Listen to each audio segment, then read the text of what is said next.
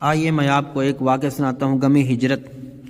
نبی کا جب وصال ہو گیا، انتقال ہو گیا، تو حضرت بلال کی کیا حالت ہو گئی کہ وہ مدینہ چھوڑ کے چلے گئے۔ کہ حضرت بلال رضی اللہ تعالیٰ عنہ حضور صلی اللہ علیہ وسلم سے بڑی محبت تھی۔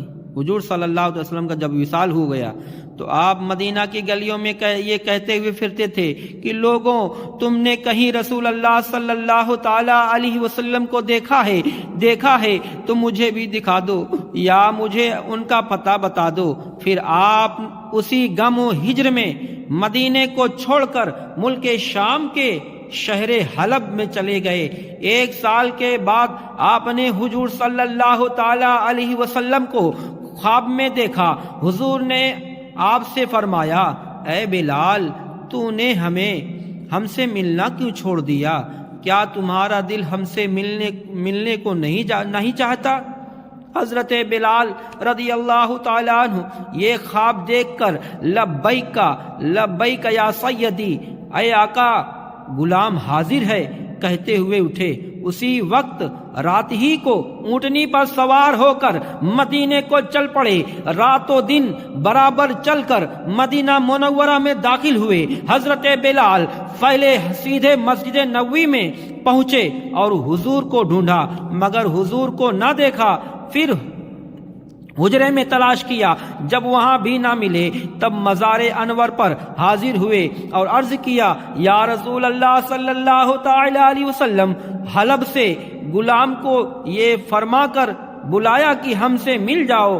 اور جب بلال زیارت کے لیے حاضر ہوا تب حضور پردہ میں چھپ گئے۔ یہ کہہ کر آپ بے ہوش ہو کر قبر انور کے پاس گر گئے۔ بہت دیر میں جب آپ کو ہوش آیا تو لوگ قبر انور سے اٹھا کر باہر لائے۔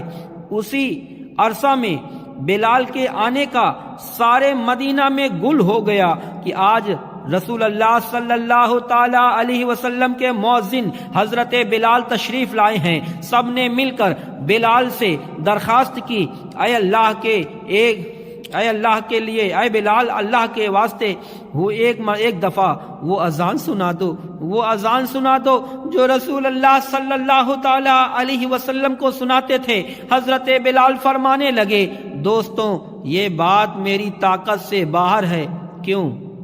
کیونکہ میں جب حضور کی اس دنیاوی زندگی میں، ظاہری زندگی میں اذان کہا کرتا تھا تو جس وقت اشہد ان محمد رسول اللہ کہتا تھا تو رسول اللہ صلی اللہ تعالی علیہ وسلم کو سامنے آنکھوں سے دیکھ لیتا تھا۔ اب بتاؤ کیسے دیکھوں گا؟ مجھے اس خدمت سے معاف رکھو۔ ہر چند لوگوں نے اصرار کیا مگر حضرت بلال نے انکار ہی کیا۔ بعض صحابہ کی یہ رائے ہوئی کہ بلال کسی کا کہنا نہ مانیں گے، تم کسی کو بھیج کر حضرت امام حسن اور حسین کو بلا لو، اگر وہ آ کر بلال سے اذان کی فرمائش کریں گے تو بلال ضرور مان جائیں گے، کیونکہ حضور کے اہل بیت سے بلال کو عشق ہے۔ یہ سن کر ایک صاحب جا کر حضرت امام حسین کو بلا لائے۔ حضرت امام حسن نے آ کر بلال کا ہاتھ پکڑ کر فرمایا، اے بلال، آج ہمیں بھی وہی اذان سنا دو جو ہمارے نانا جان کو سنایا کرتے تھے۔ حضرت بلال نے امام حسین کو گود میں اٹھا کر کہا، تم میرے محبوب کے کلیجے کے ٹکڑے ہو، نبی کے باغ کے پھول ہو، جو کچھ تم کہو گے منظور کروں گا، تمہیں رنجیدہ نہ کروں گا، کیونکہ حضور صلی اللہ تعالی علیہ وسلم تم لوگ کو رنجیدہ نہیں دیکھ سکتے تھے، تو ہم تو ان کے ماننے والے ہیں۔ اس طرح حضور کو مزار میں رنج پہنچے گا۔ اور پھر فرمایا، حسین، مجھے لے چلو، جہاں کہو گے اذان کہہ دوں گا۔ حضرت امام حسین نے حضرت بلال کا ہاتھ پکڑ کر آپ کو مسجد کے چھت پر کھڑا کر دیا۔ بلال نے اذان کہنا شروع کی، اللہ اکبر اللہ اکبر اللہ اکبر اللہ اکبر اشہد ان لا الہ الا اللہ اشہد ان لا الہ الا اللہ اشہد ان محمد رسول اللہ۔ جب حضرت بلال رضی اللہ تعالی عنہ نے اللہ اکبر، مدینہ منورہ میں یہ وقت عجب غم اور صدمہ کا وقت تھا، حضور کو وصال فرمائے ہوئے ایک زمانہ ہوا تھا۔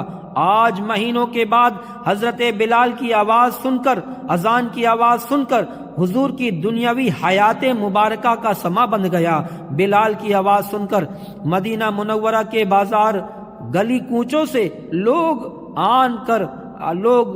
آنے لگے، مسجد میں جمع ہوئے، ہر ایک شخص گھر سے نکل آیا۔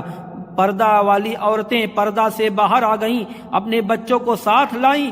جس وقت حضرت بلال نے اشہد ان محمد رسول اللہ منہ سے نکالا، ہزارہا ہچکیاں، چیخیں ایک دم نکلی۔ اس وقت رونے کا کوئی ٹھکانہ نہ تھا۔ عورتیں روتی، ننھے بچے اپنے ماں سے پوچھتے، تم بتاؤ بلال مؤذن رسول اللہ صلی اللہ تعالی علیہ وسلم ہیں، وہ تو ہیں، مگر حضور مدینہ کب تشریف لائیں گے؟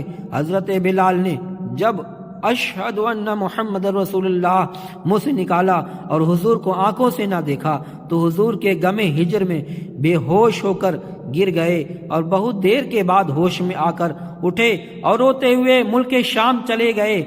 حضور صلی اللہ تعالی علیہ وسلم کا وصال شریف کے بعد زندہ ہیں، اپنے چاہنے والوں کو شرف زیارت سے مشرف فرماتے ہیں۔